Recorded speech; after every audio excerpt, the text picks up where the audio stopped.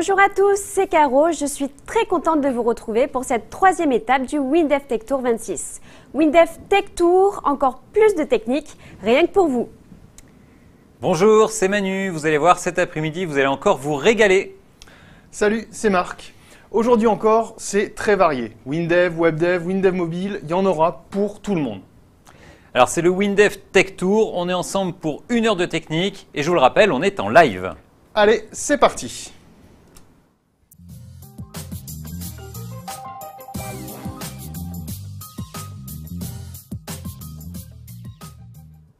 Regardez ce site. C'est le site d'une société de location de jets privés. Bien sûr, ce site, il est fait en WebDev 26.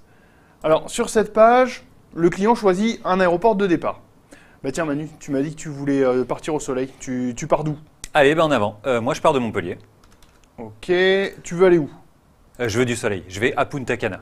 Donc, en République dominicaine. Tu es combien? Je suis combien?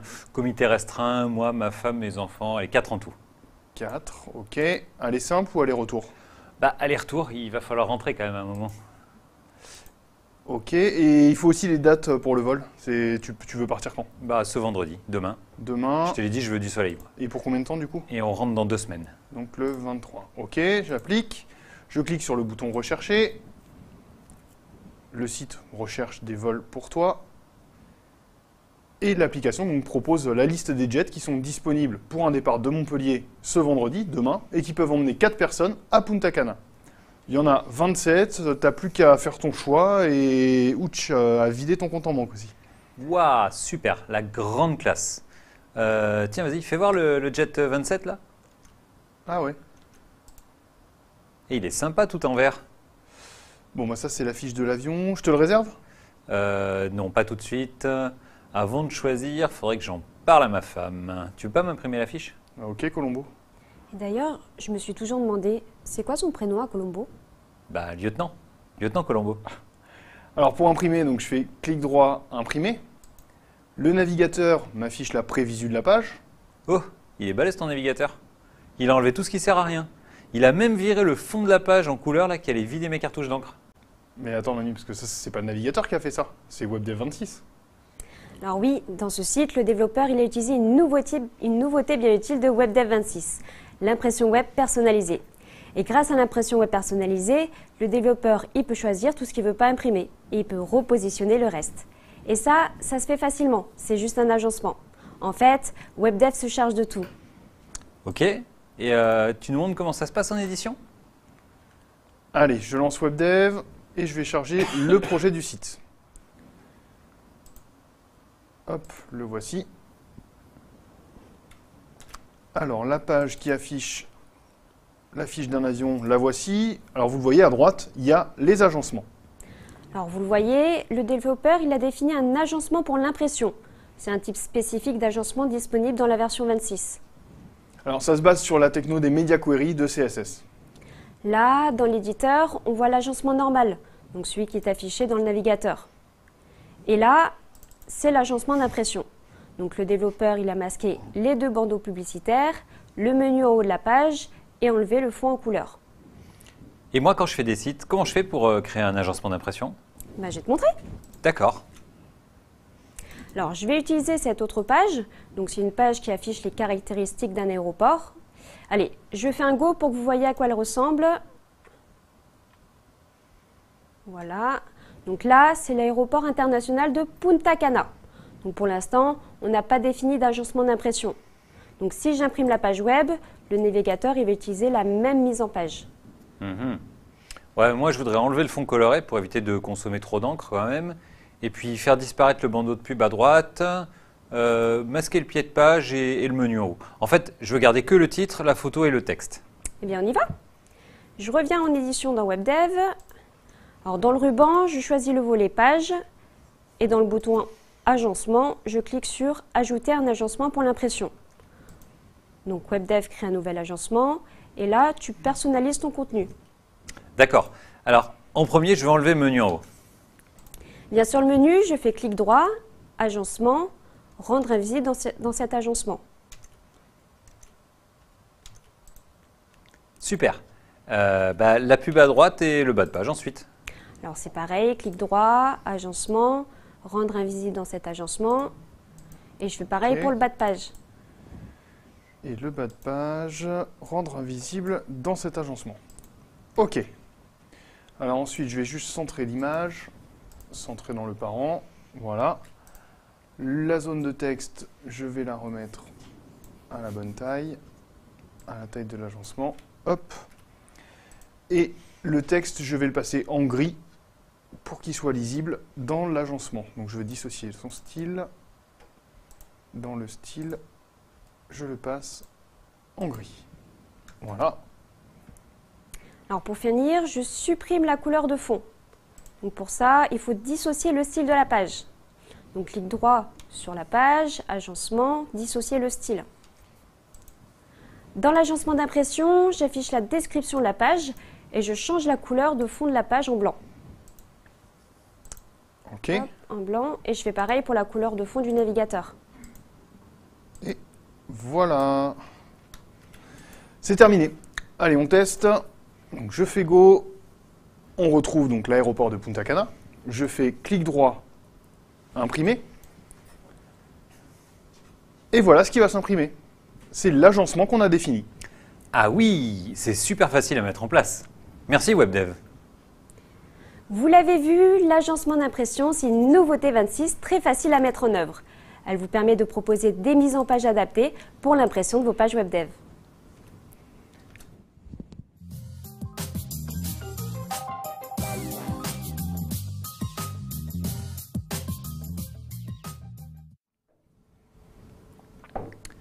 Dans ce sujet, on va reparler d'OCR, de reconnaissance optique de caractère. Et pour nous accompagner sur ce sujet, on a fait de nouveaux appels à Anne. Bienvenue à bord. Merci et bonjour à tous. L'OCR, c'est une super nouveauté de la version 26. Hier et avant-hier, ils vous ont montré comment laisser l'utilisateur choisir avec un lasso ce qu'il souhaite OCRiser et comment automatiser la récupération d'informations de dizaines de factures. Alors pour celles et ceux qui n'ont pas pu être des nôtres hier, il y a les replays. Alors avec moi, ça va être un peu plus sérieux, hein. On va parler d'un autre domaine dans lequel l'OCR est très utile également. C'est l'indexation automatique et a posteriori du contenu des documents. Tiens, prenons un exemple. À titre perso, moi quand je reçois une facture ou un document administratif, je le scanne ou je le prends en photo. Et après je le stocke dans un répertoire. Un répertoire, un seul, Manu, vraiment. Bah ouais, pourquoi? Bon, dedans j'ai tout, il y a des PDF, des scans de documents sous forme d'images. Bon, du coup par contre quand je recherche une information, des fois c'est un peu compliqué. Ah bah oui, Tiens, par exemple, l'autre jour, panne de sèche-linge. Je me rappelle même plus chez qui je l'ai commandé et encore moins quand. Alors du coup pour la garantie, moi j'aimerais bien avoir une appli qui me permette de rechercher sèche-linge dans tous mes documents et puis qui m'afficherait la facture. D'accord, donc en gros, tu veux une application qui indexe tout ce que tu as scanné, photographié depuis 10 ans et qui te permette de rechercher dedans. Bah ouais, en fait c'est ça, c'est exactement ça qu'il me faut. Tu crois que c'est possible? Attends Manu, j'ai peut-être une idée. Dis Marc, en souvenir du bon vieux temps, t'as pas 3 minutes là par hasard? 3 minutes pour faire ça? Enfin, c'est chaud, non? T'es Mais sûr? non. Mais non, ça va le faire, tu me fais confiance. J'hésite quand même. Du coup, Manu, ce que je te propose, eh bien, c'est qu'on te fasse une application qui va faire un OCR sur tes documents, qui va indexer tous les contenus. Et ensuite, on va te mettre un champ de saisie, un champ de recherche. Comme ça, eh bien, tu pourras rechercher ce que tu veux. Et puis, on va t'afficher la liste des documents qui correspondent. Et tiens, quand tu vas double-cliquer sur un document, ce qu'on va te faire, c'est qu'on te l'affichera. Ça t'irait, ça? Ah bah ça serait top. Mais il peut faire ça en 3 minutes? Oh, je crois que il peut se surpasser en 3 minutes. Juste pour être sûr, enfin, c'est moi en fait. Bah oui, Marc, c'est toi, bien Ouais, sûr, tu d'accord. sais. Ok, et ben bonne chance Marc. Merci. Donc, je vous explique techniquement. Pour faire la recherche dans les documents de Manu, on va créer une base de données qui va contenir tous les mots de tous les documents. Et en plus, on va stocker le nom du fichier pour pouvoir, bien sûr, afficher le document. Et Manu, ce que je te propose, c'est que toi, tu vas chronométrer. T'es d'accord? Allez, ok, quand tu veux. Bon, Marc, on est prêt? On est presque prêt. Juste avant de commencer, je vais faire une petite parenthèse. Si vous voyez l'écran flou, c'est certainement que le mode de résolution par défaut de votre navigateur n'est pas correct. Pour corriger ça, il suffit d'aller dans la petite roue crantée, en bas à droite, et de choisir 1080p. Voilà, ça c'est dit. Maintenant, on est prêt. Et ben, on est prêt, alors Allez. c'est tout bon. Top chrono, c'est parti. Je crée un nouveau projet, c'est une application Windows, je lui donne un nom, on l'appelle comment tiens d'ailleurs Eureka. T'as trouvé? Non, on va l'appeler Eureka. Allez, Eureka. Ici on est en démo, j'utilise pas le GDS, je choisis la charte graphique Poulco Plus un zeste, on est pressé. et je crée une analyse, un schéma des données. Je crée un nouveau fichier de données qui s'appelle document. Hop. Dans ce fichier de données, il y aura 4 rubriques. Le chemin complet du fichier, c'est une chaîne sur 260 caractères. La date de modif du fichier, c'est une date. Le contenu du fichier au format texte et également un index full text pour faire des recherches sur le contenu. Contenu. C'est bon? Je t'attends pas, hein, un Marc? mémotext, ouais, je vois ça. Ouais. Ouais. Et l'index full text. C'est bon? Hop. On est bon c'est pour Tout l'analyse. bon. Maintenant, je crée une nouvelle fenêtre. Je la sauve, je lui donne un nom. On va l'appeler Manu OCR. Et on va créer un bouton indexé.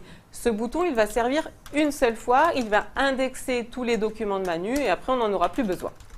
Donc, dans le code du bouton, je liste tous les documents du répertoire de Manu avec la fonction flist fichier.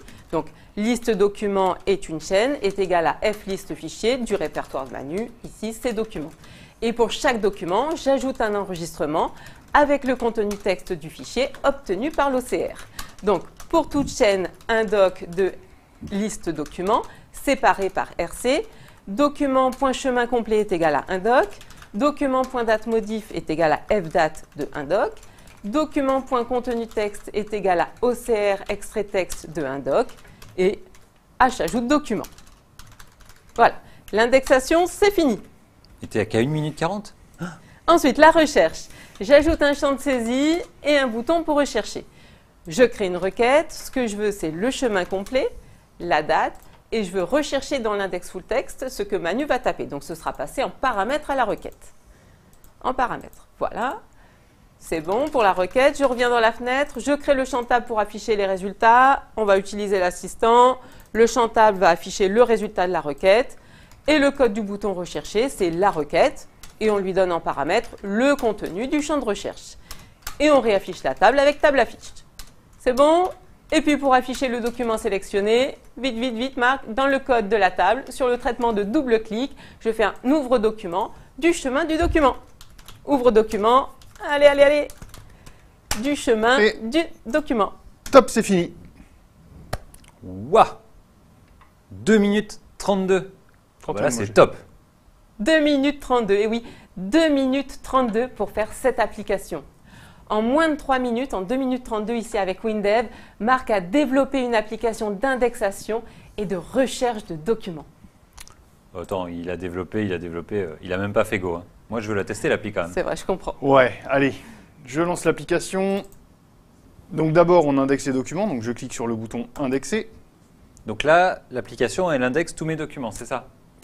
Exactement, c'est ça. Ok. Bon, et alors mon sèche-linge, du coup? Eh bien, on y va tout de suite. Je cherche sèche-linge. Sèche-linge. Je clique sur rechercher. Alors, l'application, elle trouve 2 documents qui contiennent le terme sèche-linge, Manu. Alors, dans le premier, qu'est-ce qu'il y a? On va aller voir. Alors, bah voilà, bah, tu vois, c'est ta facture. Alors, ce sèche-linge, tu l'as acheté, ça sent pas bon, en septembre 2012, Manu. Ah ouais, c'est pas tout jeune. Ouais. Et le deuxième document, qu'est-ce que c'est? Alors, tu as acheté un deuxième sèche-linge? Bah non. Waouh, la chance! Tu avais pris une extension de garantie de 10 ans pour 1 euro de plus, Manu. 1 euro de plus. Ah oui, ça me rappelle quelque chose, oui. Bon, bah elle est super, votre appli. Hein. Merci, Anne. Avec plaisir. Je voudrais juste profiter de l'occasion pour vous rappeler comment ça marche une recherche full text. En fait, ça recherche dans un contenu texte en éliminant ce qu'on appelle les mots creux. Et ça trie en fonction de la pertinence. C'est-à-dire que plus un mot est présent dans les différents textes qui sont indexés, moins il va être pertinent. L'index full text, il va permettre de calculer un score de recherche pour chaque document. Et la requête de recherche, en fait, elle va trier les documents par ordre décroissant. Alors déjà, cette application, on vous l'a faite en 2 minutes 32. Allez, avec quelques minutes de plus, on la relook et ça donne ça. Regardez. Ah ouais, c'est chouette. Et on retrouve ma facture. Ah ouais, Impeccable. Et dis-moi, cette appli, si je la veux sur mon mobile, T'as une idée, Marc c'est facile. Tu mets la base de données dans le cloud, par exemple dans HFSQL Drive, et pour le projet, tu retailles la fenêtre et c'est le même code en fait. Et comme je suis prévoyant, je te l'ai déjà installé sur ton téléphone. ah ouais, Ouais. Vas-y. Elle s'appelle comment? Jet-d'OCR, c'est ça? ouais, au milieu. C'est ça. D'accord. C'est celle-là, je la lance. Ah bah oui, c'est la même Tu fais ta appli. recherche, Donc je peux chercher sèche-linge voilà. Donc Ok. tu as les résultats et tu as même la visu. et je retrouve ma facture. Formidable. Sympa. Bon, non, c'est pas juste sympa en fait. C'est carrément magique. Et en plus, c'est une appli native. Ah ouais. Et maintenant, si je la veux sur le web? Non, Manu, là, t'abuses quand même. Mais non. T'exagères. Non, regarde. Voilà l'appli en web. Ah ouais. À une ligne près, c'est le même code. Et ouais, elle marche pareil. Hein. Je tape sèche-linge, j'ai les résultats, j'ai la visu. Pareil. Alors là, chapeau. Bien joué, Marc. Et bien joué WinDev, WebDev et WinDev Mobile surtout. Avec WinDev 26 et l'OCR, vous indexez vos documents ultra facilement et super rapidement. Et tout ça en multiplateforme avec un code identique. Et comme je l'ai toujours dit, WinDev, c'est bien.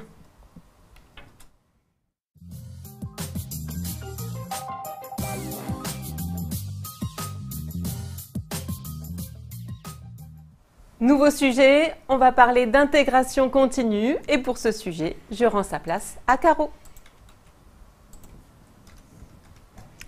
Alors, l'intégration continue. C'est un peu comme la clim en été. On peut très bien vivre sans, mais quand on y a goûté, on peut plus s'en passer. Moi, perso, l'intégration continue, ça m'a changé la vie. J'ai calculé, ça me fait gagner 3 jours de travail par an. Et en plus, je suis beaucoup plus serein. Même quand j'ai pas le temps ou que je suis à la bourre le soir, tout se fait normalement. Alors, on a déjà présenté la fabrique logicielle de WinDev dans les précédentes éditions du WinDev Tour. Jérôme vous en a également parlé en webinaire. Juste, je voudrais vous rappeler rapidement le principe de l'intégration continue. L'intégration continue, en fait, c'est automatiser toutes les tâches qui sont autour de la programmation en elle-même. Donc les tâches de build, les tâches de test, les tâches de déploiement. L'intégration continue, elle lance automatiquement ces tâches dès que vous validez des modifications sur le projet. Une validation, concrètement, c'est quand vous réintégrez le projet dans le GDS. Alors moi, je vous ai dit que je gagnais 3 jours par an. Pourquoi? Parce que c'est pas moi qui recompile mon projet. C'est pas moi qui extrait et qui réintègre les traductions en anglais. C'est pas moi qui réinitialise les données de test. C'est pas moi non plus qui passe les tests. C'est pas moi qui met à jour les web services. Pour les applis web, c'est pas moi qui déploie le site. Et puis, c'est pas moi non plus qui crée l'install de l'application. Et tu fais quoi, toi, en fait? Moi, je suis développeur. Moi, je développe. L'intégration continue, la fabrique logicielle, elle fait tout le reste automatiquement. Et l'intégration continue, c'est utile aussi bien si vous développez seul que si vous faites partie d'une équipe de 50 personnes. L'intégration continue, c'est un fondement du DevOps. Alors, pour faire de l'intégration continue avec WinDev, on doit utiliser la fabrique logicielle. Et pour ça, il suffit de créer un plan d'action. Alors, ce que vous voyez là, c'est un plan d'action que j'ai créé. Alors, moi, il me sert à déployer le site WebDev que je lui donne en paramètres. Un plan d'action d'intégration continue, c'est la liste des actions à effectuer à chaque réintégration. Donc, ce plan d'action, il lance WebDev, il ouvre le projet que je lui ai passé en paramètres, il recompile le projet, il réintègre les messages en anglais, il met à jour les ambiances. Tiens, ça a l'air tout bête, hein? Mais au moins, vous êtes sûr de ne pas oublier. Alors ensuite, le plan d'action, il synchronise les pages avec leur modèle, etc., etc., vous l'avez compris. Et en version 26, on a maintenant le déploiement de sites depuis la fabrique logicielle. Ça y est, ils me l'ont fait. Alors, celle-là, je suis content parce que moi, je m'en sers tous les jours. Pour vous donner une idée, perso, je fais environ 300 déploiements de sites et de web services par an. À 7 minutes le déploiement à peu près, ça me fait gagner 35 heures de manip par an. Rien que pour ça, je passe en 26. D'ailleurs, le déploiement de sites, le déploiement automatique, ça marche aussi pour les web services. Une fois que mon plan d'action est défini, je l'ajoute sur le coordinateur de la fabrique logicielle. Alors, ce coordinateur, c'est lui qui lance les plans et qui coordonne les automates de la fabrique logicielle. Parce que la fabrique logicielle, elle peut marcher juste sur votre machine, donc une seule machine, ou utiliser un ensemble de machines en même temps. On appelle ça les automates. Alors, votre plan d'action, il est créé, Vous l'avez installé sur votre coordinateur. Le coordinateur, il est au taquet, prêt à lancer les automates. Maintenant, il reste la grande question, quand? C'est vrai, c'est une question hyper importante. Quand est-ce qu'on mange? Non mais Marc, il est 14h20, on vient de sortir de table. La question c'est, quand est-ce qu'il va s'exécuter le plan d'action? Eh bien en fait, vous avez 3 possibilités. Vous pouvez déclencher le plan d'action à la demande. Vous pouvez aussi planifier le déclenchement du plan d'action, par exemple tous les jours à 18h. Ou alors, c'est une autre belle nouveauté de la version 26, vous pouvez demander le déclenchement automatique du plan d'action lors de la réintégration dans le source control. C'est la définition.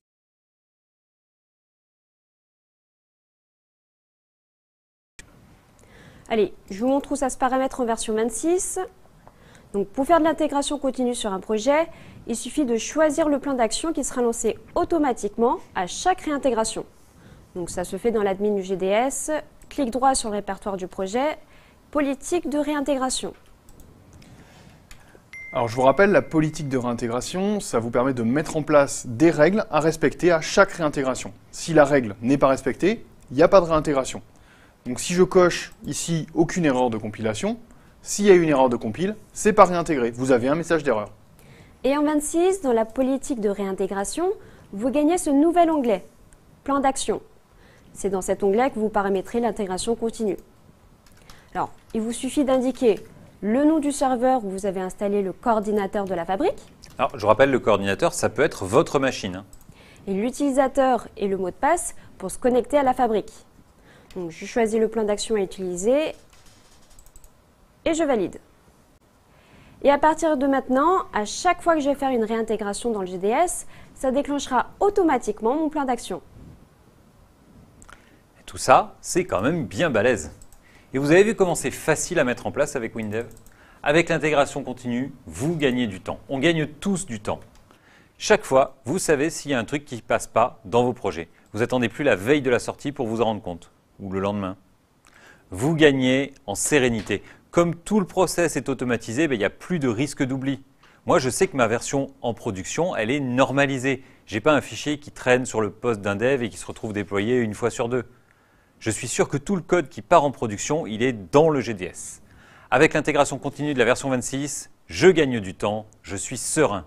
Et pour vous, ça sera pareil.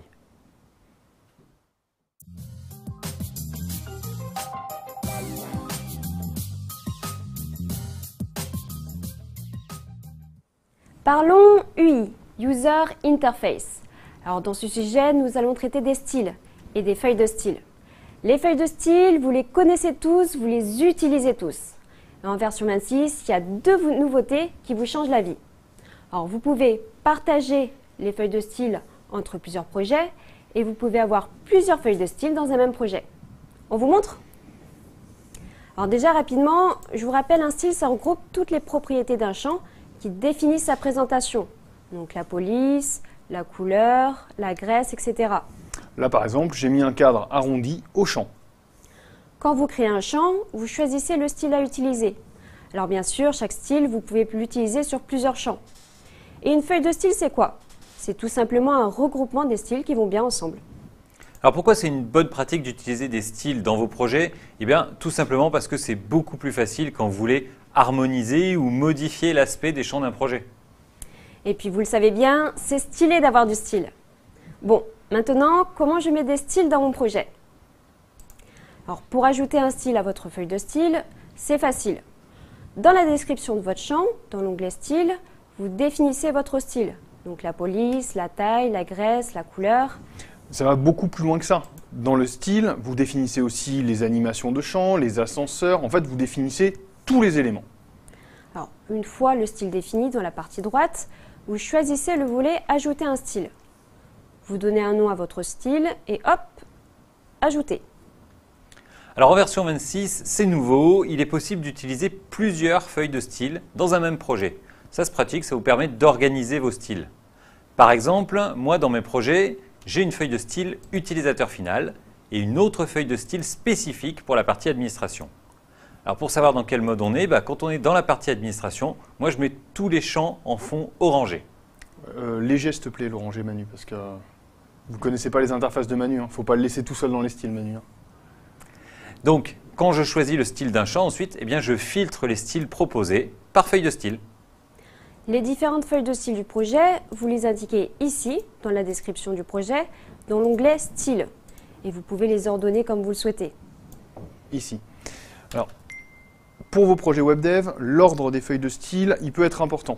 Parce que chaque feuille de style, en fait, elle va générer un fichier CSS. Et l'ordre qui est défini ici, c'est l'ordre dans lequel seront inclus ces fichiers CSS. Alors en web, ça peut avoir son importance. Et puis ici, vous pouvez aussi éditer une feuille de style. Hop, ici, voilà. Une petite astuce, dans la feuille de style, dans la description d'un style, dans l'onglet Détails, vous pouvez cocher la case ici, par défaut. Alors ça indique en fait que c'est ce style-là qui sera utilisé lors de la création d'un champ.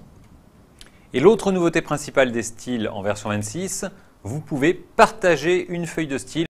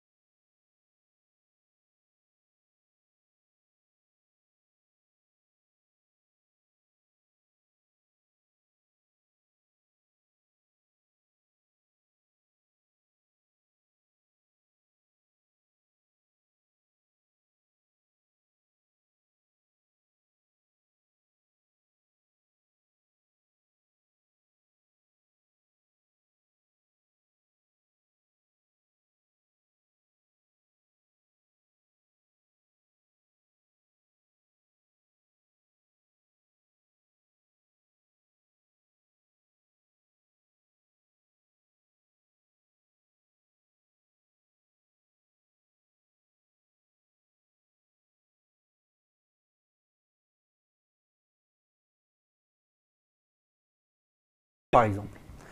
Et on vous a mis les liens dans le support de cours. Allez, je vous montre le mode opératoire sur un exemple. Je vais lancer WebDev avec le projet de l'extranet. Voilà, ce site qui est protégé par une double authentification. Donc je fais un go, je donne mon login. Non, j'ai un compte existant, donc je donne mon login, mon mot de passe. OK, je clique sur me connecter. Et donc là, on passe à la deuxième phase de l'authentification, le code à usage unique. Le site me demande maintenant le code qui est généré par l'application Authenticator associée. Donc sur mon téléphone, je lance l'application d'Authenticator. Je vais vous afficher mon écran, comme ça vous verrez ce qui se passe à l'écran. Le voici, le voilà. Je le mets à droite. Voilà. Donc je lance l'Authenticator. Alors ici, moi j'utilise l'appli d'Authenticator de Microsoft. Et l'appli affiche le code à usage unique qui est destiné à mon site, à l'extranet Presilia, qui est valable 30 secondes. Alors vous le voyez, juste à côté, il y a le temps de validité de ce code. Une fois ce temps passé, un nouveau code est affiché. Alors, dans l'Authenticator, le code s'affiche 30 secondes. Et il peut encore être saisi pendant 30 secondes après. En tout, il est valable 1 minute. Ça, c'est la norme TOTP qui définit ça. Donc, dans le site, je saisis le code 805.078, je valide et je suis connecté à mon site. Et bien ça, on va vous montrer comment le mettre en place dans votre site en quelques minutes.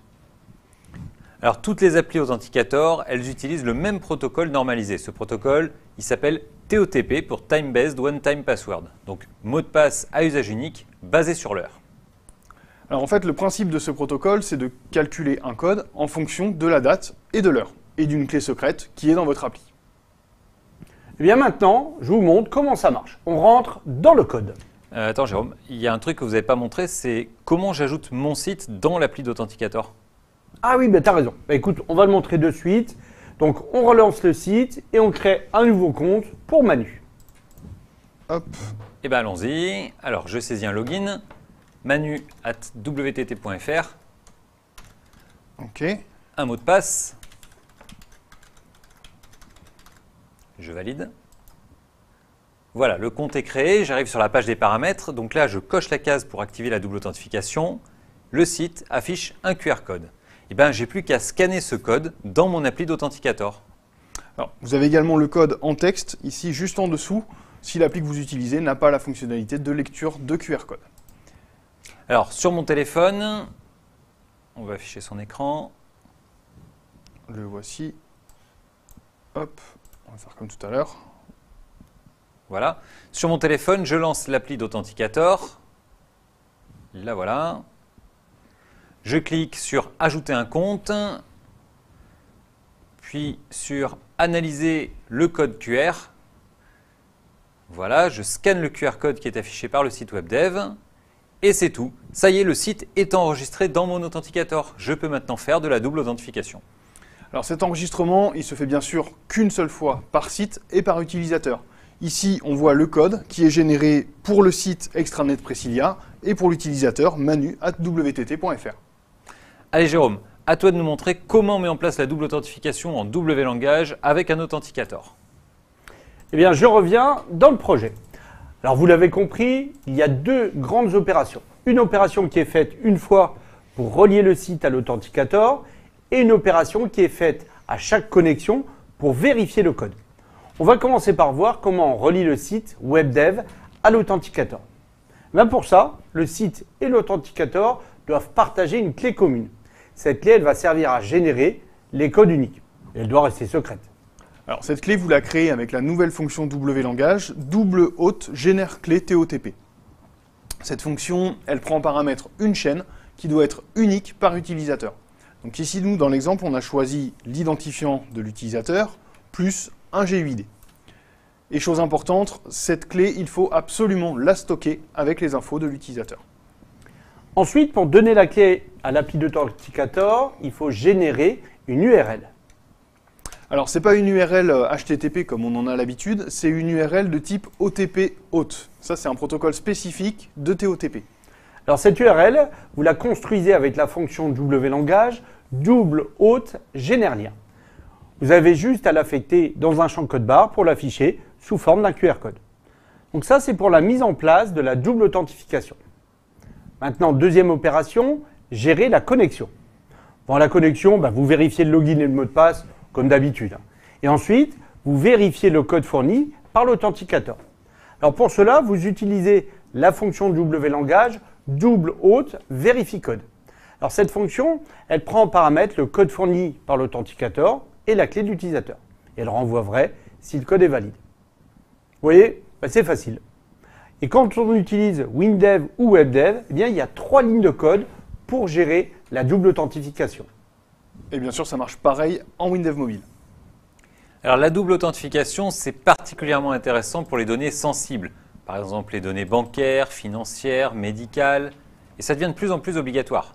Puis là, on vous a montré un exemple qui fait la double authentification à chaque connexion. Bien sûr, vous pouvez affiner. Par exemple, vous ne demandez la double authentification que tous les 30 jours. Ou alors, vous demandez la double authentification uniquement s'il y a eu un changement d'adresse IP ou un changement de machine. Puis vous pouvez mixer. Alors aujourd'hui, on a vu en détail la double authentification basée sur le protocole TOTP. Vous pouvez également la mettre en place par l'envoi d'un code SMS. Vous avez d'ailleurs un exemple détaillé en utilisant les SMS dans la LST 116. Et puis, vous pouvez aussi faire une double authentification via une clé USB. Alors cette fois-ci, la norme, c'est U2F. Et puis, il y a aussi un exemple, cette fois-ci, dans la LST 111. La LST, elle vous fournit des exemples de code pour tous les sujets qui comptent. La LST, c'est vraiment une mine d'or. Renforcer la sécurité de vos applis et vos sites avec une double authentification. Vous l'avez vu, c'est super facile en WLangage. Merci, la version 26. Et merci Jérôme. Merci à vous, à bientôt et je vous laisse avec Caro. À bientôt.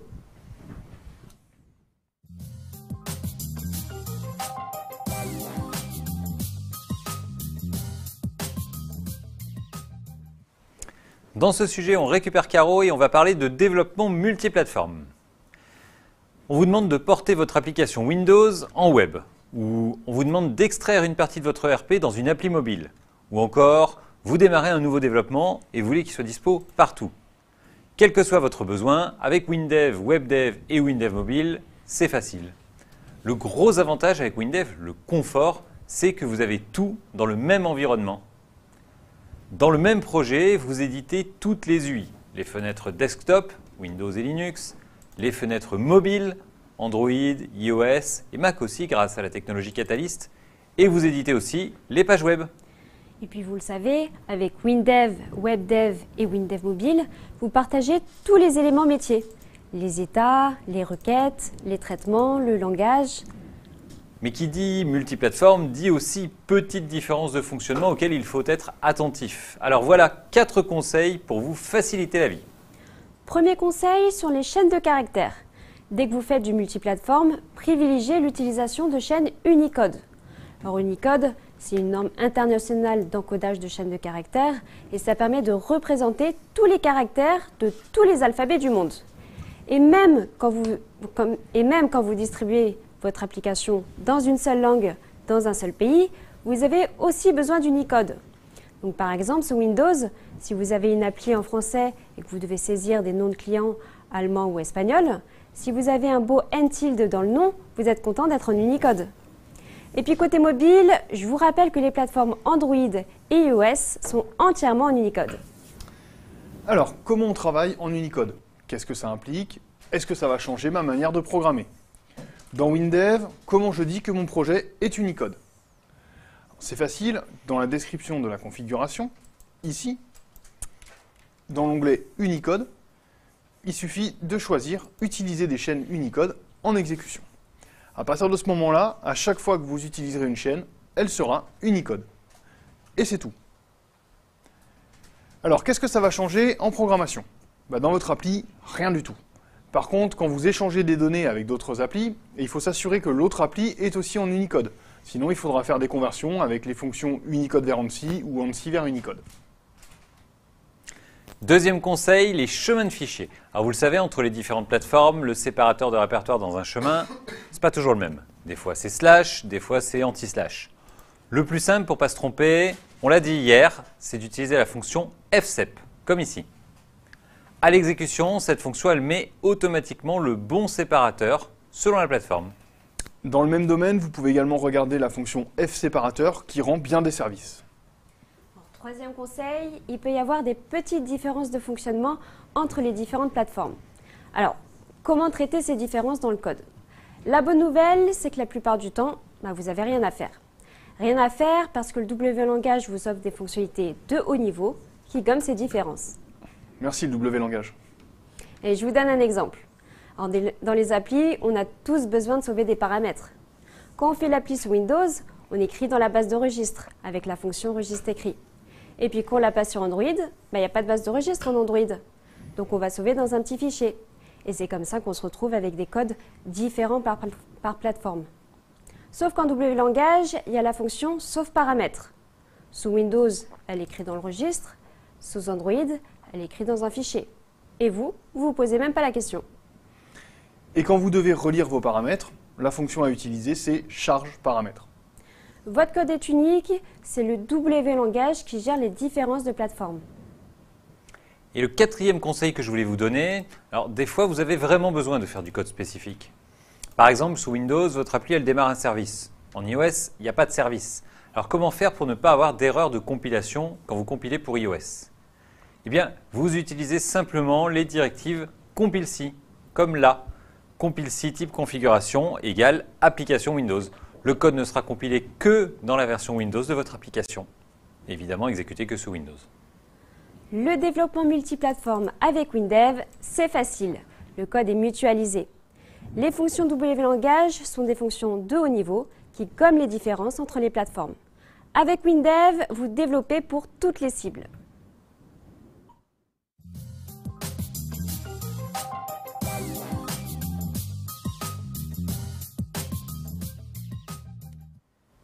Parlons de votre environnement de développement et plus particulièrement de la compilation. En version 26, il y a une nouveauté que vous allez apprécier tous les jours, c'est la compilation multicœur. En version 26, vos projets se compilent entre 2 et 3 fois plus vite. Ça dépend de votre processeur. Regardez. J'ouvre un gros projet. Alors pour vous montrer le gain, ce que je vais faire, je vais lancer une recompilation du projet en monocœur, puis en multicœur. Et on va voir combien on gagne. Alors là, je suis en mode monocœur, comme dans les anciennes versions de WinDev. Allez, top, c'est parti. La compilation, elle se fait au fur et à mesure, en tâche de fond, pendant que vous utilisez WinDev, à chaque fois que vous tapez une ligne de code en fait. Mais parfois, on a besoin de recompiler tout le projet. Par exemple, quand on a récupéré un grand nombre des modifs du GDS, ou sur un changement de configuration, ou une mise à jour d'ambiance ou de gabarit. Alors je vous le rappelle, la compilation ouvre tous les éléments de mon projet. Elle récupère tout le code de tous les champs. Elle compile ce code pour en déduire ce qu'on appelle un arbre syntaxique. Et ensuite, à partir de cet arbre syntaxique, WinDev génère le bytecode. Et c'est ce bytecode qui sera ensuite exécuté par le framework WinDev pour faire fonctionner l'application. Voilà, c'est terminé, ça a mis 38 secondes. Maintenant, regardez, j'active la compilation multicœur. Donc ça se fait dans les options de l'environnement, ici, et vous choisissez compilation multicœur. Et je valide, et je relance la compilation complète. T'es prêt? Vas-y. Top! En version 26, WinDev peut paralléliser la compilation en utilisant tous les cœurs de votre processeur. Ça veut dire qu'au lieu de compiler un élément à la fois, il en traite 4, 8, 16 même, en fonction des machines. Et voilà, c'était rapide, ça a mis 17 secondes. Alors, nos équipes ont réalisé des benches. Et selon le matériel, la compilation multicœur de la version 26 est entre 2 et 3 fois plus rapide. Grâce à la compilation multicœur, vous exploitez au maximum la puissance de votre processeur. Si en plus vous avez un disque SSD, vous allez avoir des perfs qui déchirent.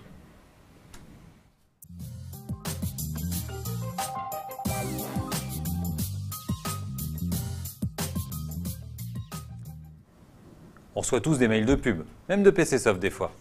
Vous imaginez bien que les sociétés ou les prestataires qui font ces campagnes d'emailing, elles veulent pouvoir mesurer l'impact de ces campagnes. Alors comment on fait? Un moyen de mesurer, c'est de savoir combien de fois le lien présent dans le mail a été cliqué. Et pour ça, il suffit d'ajouter un paramètre spécifique, donc un marqueur, avec un identifiant de campagne dans tous les liens contenus dans le mail.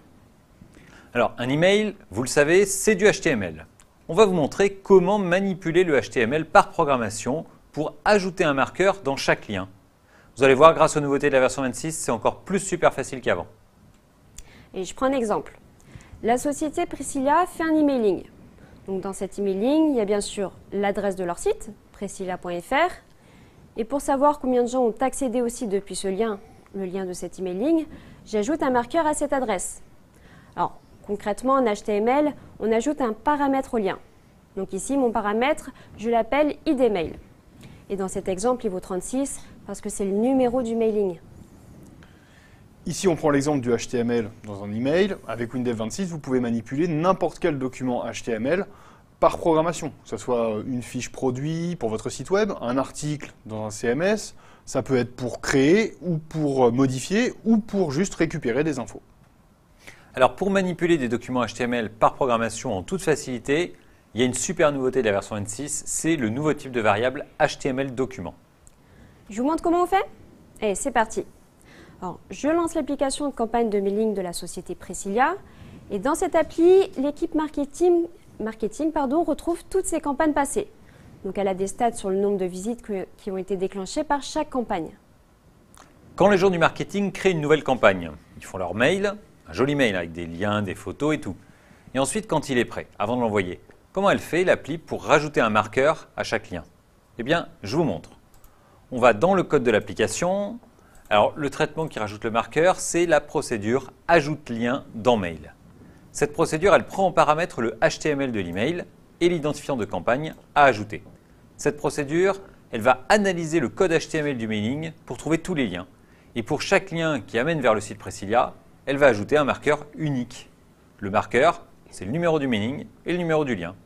Comme ça, quand quelqu'un arrive sur le site, on sait d'où il vient. Alors le code. Dans cette procédure, on commence par charger le HTML du mailing dans le nouveau type HTML document. Le type HTML document, ça marche comment? Alors, le type HTML document, il permet d'analyser la structure d'un document HTML. Bon, pour ceux qui connaissent, c'est le DOM. Et pour ceux qui ne connaissent pas, en fait, on appelle DOM l'arbre qui représente le document HTML. DOM, ça veut dire Document Object Model. C'est un peu comme un document XML avec une racine, des nœuds, des attributs. Chaque nœud peut avoir des fils, des frères, etc. Et tout ça mis bout à bout, ça donne le document HTML complet. Et en W langage, vous pouvez exploiter ce document directement, en tant qu'objet, sans avoir à analyser le code HTML à la main. Allez, je reviens sur notre code de construction de l'emailing. Alors, un lien HTML, c'est une balise qui est nommée A. Vous le voyez, je cherche toutes les balises HTML A, donc tous les liens, contenus dans le message. Pour ça, j'utilise la nouvelle fonction HTML cherche élément par balise. Alors, cette fonction, elle retourne directement un tableau de HTML nœud. Chaque nœud, c'est un lien. Ensuite, je parcours la liste des liens avec un pourtour. Pour chaque lien, je récupère son attribut href. Je vous rappelle, l'attribut href, c'est l'adresse du lien. Pour pouvoir manipuler facilement l'adresse, je l'affecte dans une variable de type URI. Alors, une URI, c'est une URL en mieux. Alors, le type URI, si vous ne le connaissez pas, c'est un type super sympa. Vous lui filez une URL complète et lui, il découpe chaque composant. Le protocole, le nom du serveur, le numéro de port, le nom de la page, etc. Donc ici, je vous rappelle, moi, je veux traiter que les liens qui mènent vers le site presilia.fr. Dans cet exemple, on a mis l'adresse du site en dur pour que ça soit plus lisible. Alors quand j'ai trouvé un lien, j'ajoute l'identifiant du mailing dans l'URL pour identifier le mailing et le numéro du lien. Et l'avantage avec le type URI, c'est que quand j'accède à son membre valeur, je retrouve l'adresse complète. Je vous avais dit, le type URI, il est vraiment sympa. J'ai plus qu'à remettre l'adresse dans le href du nœud HTML et c'est fini. En 5 lignes de code, vous avez ajouté le suivi de vos emailings. Ensuite, dans votre site, il suffit de récupérer ce paramètre et ensuite de compter les accès en provenance de ce mailing. Et après, vous faites toutes les stats que vous voulez. Là, on a vu un exemple particulier de traitement du HTML dans un domaine précis. Et avec le nouveau type HTML document de la version 26, vous manipulez du HTML dans tous les domaines. Vous modifiez des pages, vous créez des descriptifs, vous éditez des emails, vous recherchez des infos dans des pages. En quelques lignes de code, vous faites des traitements évolués sur le HTML.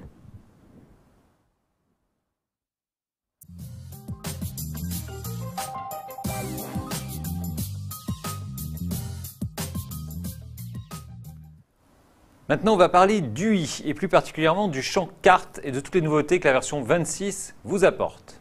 Pour vous le présenter, je vais utiliser cette application. C'est une application Windows d'une société de maintenance d'ascenseurs. Elle fait le suivi d'intervention. Pour chaque intervention, l'appli affiche un marqueur sur la carte. Alors cette appli, elle est utilisée par les répartiteurs, c'est-à-dire les personnes chargées de coordonner les interventions des techniciens. Et dans la vie, il n'y a pas que des répartiteurs, il y a aussi des répartitrices. Et moi, je suis une répartitrice. Alors dans mon application, sur la carte, je vois les interventions en cours et les interventions à venir. Alors regardez. Pardon. Regardez, selon le niveau de zoom, le champ carte regroupe automatiquement les marqueurs en clusters. Les clusters, ce sont les ronds qu'on voit sur la carte. Et le nombre à l'intérieur, c'est le nombre de marqueurs dans le cluster. Grâce au cluster, je vois d'un coup d'œil que dans la région parisienne, alors en ce moment, il y a 101 interventions. Alors, je vous montrerai juste après comment activer le mode cluster dans le champ carte. Sur le champ carte, je peux aussi voir les techniciens. Vous le voyez, c'est les marqueurs avec les petits camions. Alors les marqueurs des techniciens, on ne les regroupe pas, on les laisse tous afficher. Sur le champ carte, je peux aussi afficher le trafic routier. Et comme ça, je peux informer le client si le technicien est coincé dans un bouchon, par exemple. Allez, j'active. Vert, ça roule. Rouge, ça roule pas. Pour faire ça assez facile, c'est la propriété infotrafic du champ carte de la version 26. Ok, c'est bien tout ça. Et maintenant Marc, tu peux nous montrer comment on active le mode cluster? Tu as dit que c'était facile, mais moi je veux bien voir comment on fait. Allez, je vais vous montrer le code. Alors le code, il est ici dans la procédure rempli carte. Regarde, lorsque j'ajoute le marqueur d'un site d'intervention sur la carte, ici, j'affecte la propriété cluster à vrai. Ça indique au champ carte que selon le niveau de zoom, ce marqueur pourra être regroupé dans un cluster. Et c'est tout, c'est tout. Bah oui, c'est tout, c'est tout. Et regarde, par contre, quand j'ajoute les marqueurs des camions, ici juste en dessous, j'affecte la propriété cluster à faux. Ça évite que les camions se rentrent dedans, c'est mieux. C'est mieux. Par défaut, la propriété cluster, elle est à faux. C'est vrai que c'est facile de mettre en place les clusters. Hein. Allez, maintenant, hop, je change de casquette. Voilà. Moi, je suis technicien d'intervention. Moi aussi, j'ai mon application. Et comme je suis sur le terrain toute la journée, ben mon appli, elle tourne sur ma tablette Android. Ma tablette, c'est une Samsung Galaxy Tab S5. Bien sûr, ça marcherait pareil sur un iPad, vu que c'est une appli Windows Mobile. Alors, pour vous la présenter, j'affiche l'écran de la tablette. Hop, l'écran de la tablette, il est là. Le voici. Voilà. Et voilà l'application. Alors, dans l'application, à droite, je vois la liste de mes interventions de la journée. Alors, ce qu'il y a de bien, c'est que dès que j'ouvre l'appli, la carte, elle est bien positionnée. Ça, c'est le premier point que je voulais vous montrer, que le champ carte peut maintenant être positionné et borné sur une zone. Alors, comme ça, même en cas de mauvaise manipulation, vous le voyez, je reste sur ma zone d'intervention, la région de Montpellier. Je ne peux pas me retrouver à Vladivostok par accident. Ouais, enfin, tu peux pas te louper et te retrouver en Guadeloupe non plus. C'est dommage d'ailleurs. Alors, c'est le matin, ma première intervention, c'est un ascenseur à l'hôtel de ville de Montpellier. Quand je sélectionne l'intervention dans la liste, une pop-up s'affiche sur la carte. Cette pop-up, elle affiche les horaires d'ouverture de l'hôtel de ville et le numéro de téléphone de mon contact. Cette pop-up, c'est aussi une nouveauté 26 du champ carte. Vous affichez toutes les informations dont vous avez besoin. Et pour ça, il suffit de créer une fenêtre interne. L'avantage, c'est que si l'utilisateur se déplace dans le champ carte, la pop-up reste toujours attachée à l'emplacement. Sur la carte, je vois aussi l'emplacement de l'ascenseur à réparer dans l'hôtel de ville. Il est ici. Vous ne le voyez pas? Attendez, je zoome un peu. Voilà. L'ascenseur, il est ici, c'est le rectangle rouge. Et le trait rouge, c'est la ligne électrique. Comme ça, je repère facilement les lieux de l'intervention. Alors ça, c'est grâce à une nouveauté 26, l'intégration d'images dans une carte. Le plan des bureaux que vous voyez, c'est une image. C'est le développeur de l'application qui l'a ajouté. Et l'emplacement de la ligne électrique aussi d'ailleurs. Et quand l'utilisateur zoome sur sa carte, le plan des bureaux et la ligne électrique restent à l'échelle de la carte. Alors, comment on fait pour coder tout ça? C'est facile, je vais vous montrer. Je lance Windows Mobile avec le projet. Voilà. Alors, vous voyez ici, on vous a montré l'application sur une tablette Android. Je vous l'ai dit tout à l'heure, ça marche pareil sur un iPad. Vous voyez ici, j'ai également une config iOS. On commence avec la délimitation de la zone à afficher dans la carte. Alors, vous vous rappelez, Manu, il ne pouvait pas partir en Guadeloupe. Comment on a mis ça en place? Voilà le code.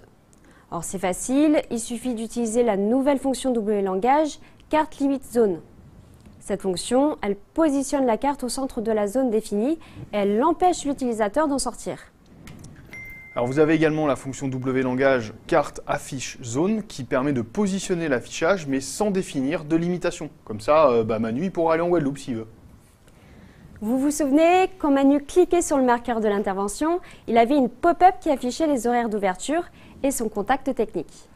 Alors la pop-up sur le marqueur, c'est une nouveauté du champ carte en version 26. Dans la description du champ carte, vous choisissez ici, dans l'onglet Général, la fenêtre interne à afficher. Et ensuite, pour chaque marqueur, vous pouvez définir s'il doit afficher la pop-up ou pas. Ça se fait avec la propriété avec pop-up. Alors, à l'ouverture, la fenêtre interne de la pop-up, en fait, elle reçoit en paramètre le marqueur qui a été cliqué. Ça lui permet de personnaliser son contenu, par exemple. Alors ensuite, comment on a fait pour afficher le plan des bureaux? Ce plan des bureaux que vous voyez, c'est une image. Et pour l'ajouter à la carte, c'est la nouvelle fonction carte ajoute image. La fonction carte ajoute image, elle prend en paramètre une variable de type carte image. Et la variable de type carte image, elle contient la position géographique, latitude, longitude, l'image qu'on doit afficher et la largeur de l'objet à représenter en mètres. Donc l'image, elle sera affichée automatiquement par le champ carte dès que le niveau de zoom sera suffisant. Elle sera automatiquement dessinée à l'échelle de la carte.